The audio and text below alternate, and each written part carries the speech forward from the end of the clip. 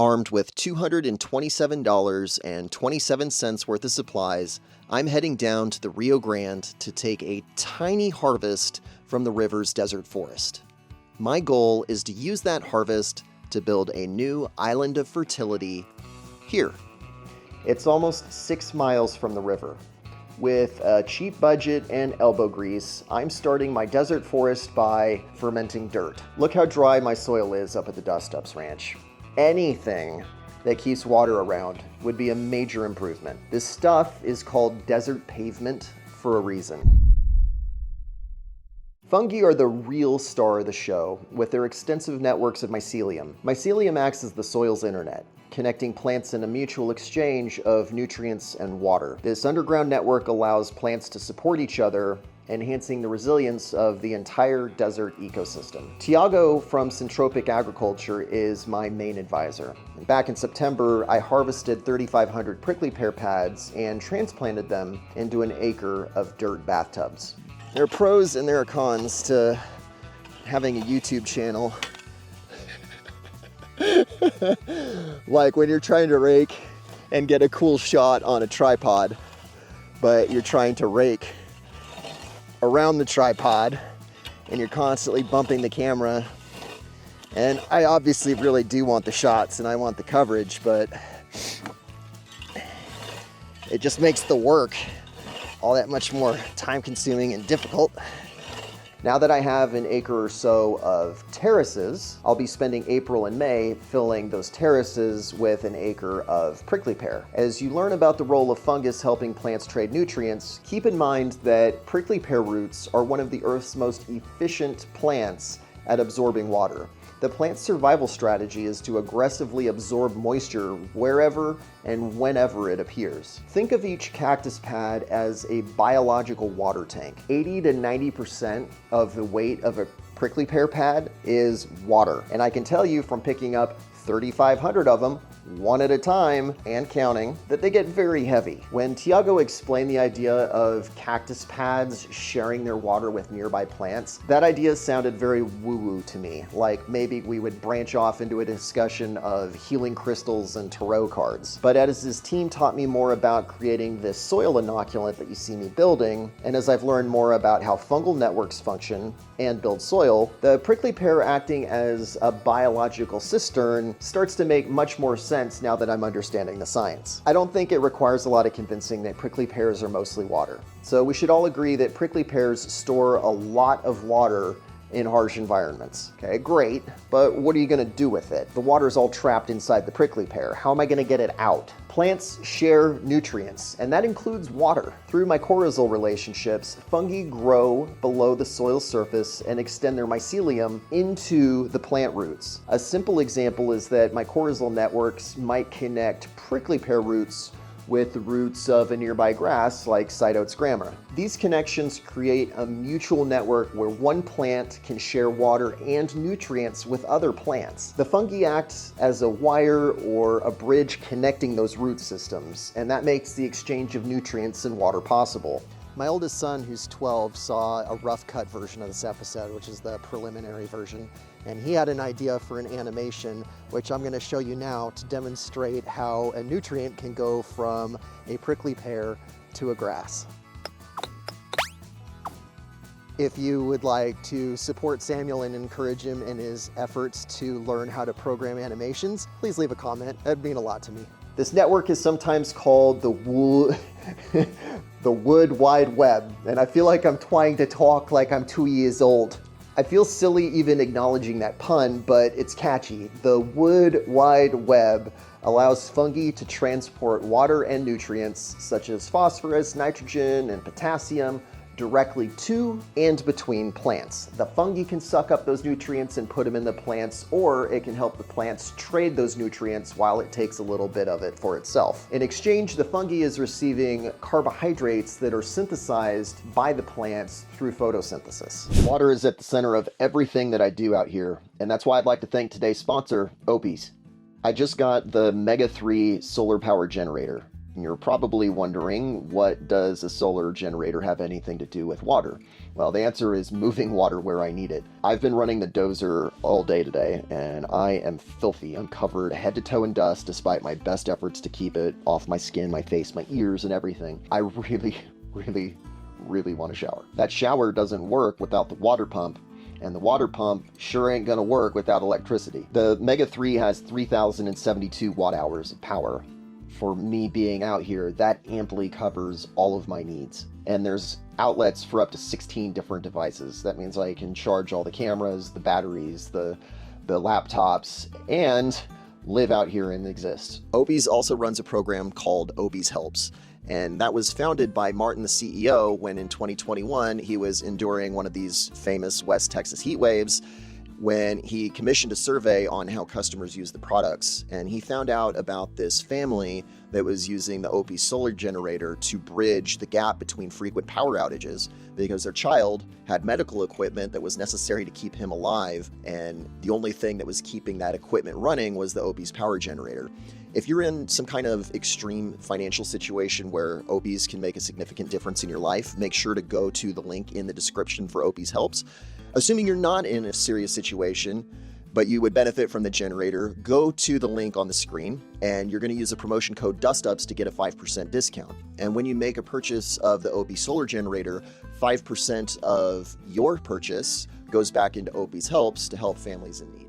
You'd be hard-pressed to find a plant better at photosynthesis than prickly pears. The foundation for a healthy soil is organic matter. There needs to be carbon available somewhere to really get this network established. And viewers have suggested all sorts of sources of carbon that I might consider adding.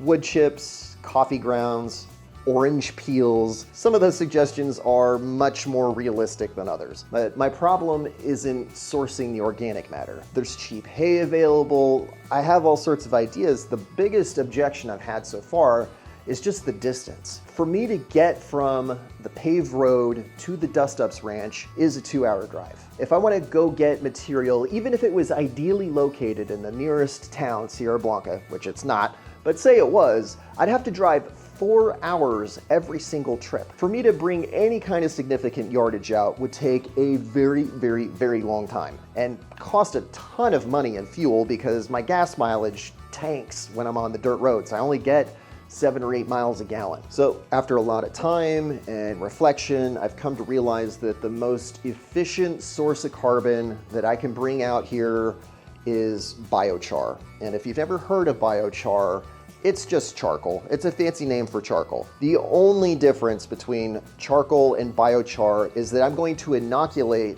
my biochar with the fermented microbes that you watched me gather from the river. There's a healthy desert forest there. The foundation of a desert forest is a healthy soil life. I'm brewing my own microbes up at the Dustups Ranch so that I can add that fertile foundation into my own soil. This respirator is not at all necessary for most people, but because a lot of what I picked up yesterday from the river was grass seed, which I'm super allergic to. I had really bad allergies yesterday, and I don't really see the need to induce allergies in myself if I can avoid it. So maybe for you, you don't need this, but I do.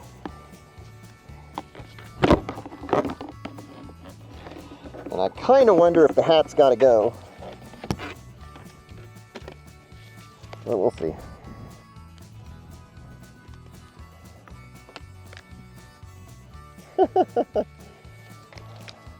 I look like a modern farmer.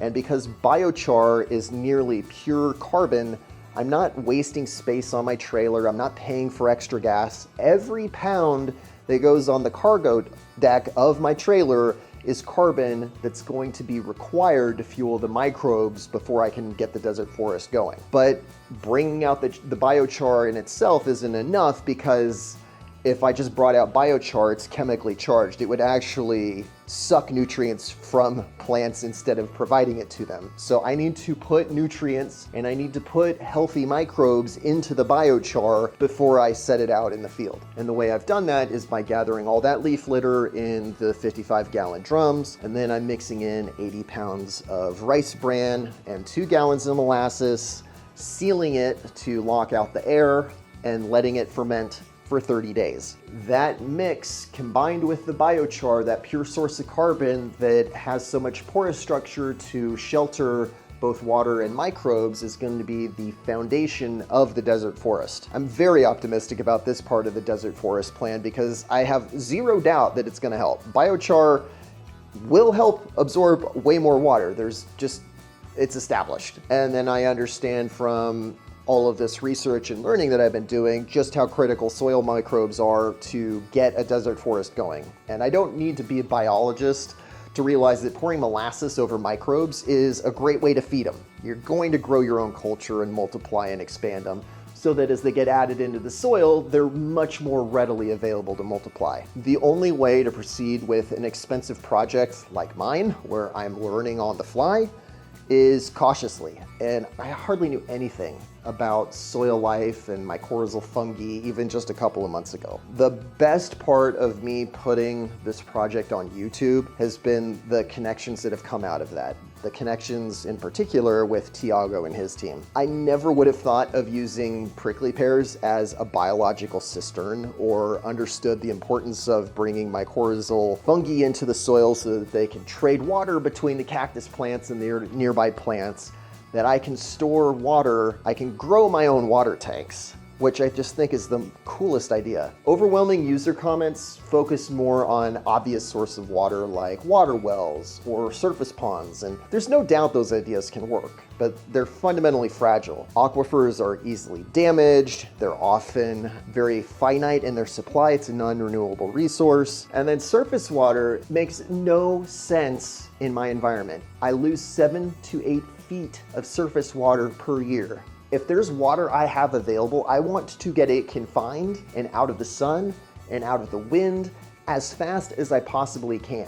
Otherwise, it's just going to disappear. Because of the community, I've been able to partner with a successful entrepreneur that knows desert environments very well. And I'm not wasting all my money before I had this relationship figuring it out. Basically, by going slowly and walking carefully into the process, I've preserved my limited supply of money so that I can intelligently use it as I go. Am I making mistakes along the way? Oh yeah, I'm making many mistakes, but none of them are catastrophic. By going slow and being cautious, I live to fight another day. I can't emphasize enough my gratitude to the viewers watching these videos, to the members in my membership program, to all the connections that I've made because of these videos and because of the sponsors that are supporting Dustups.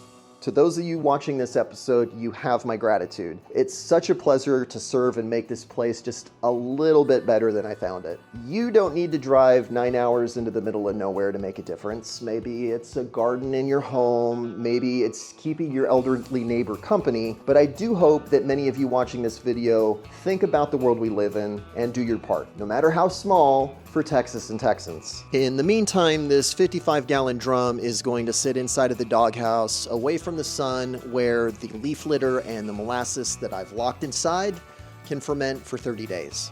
And when I come back in the middle of March, I'm going to mix this in with the biochar that I've just purchased and that I'll deliver out to the ranch on my next trip. But that's for a future video. Thank you for watching.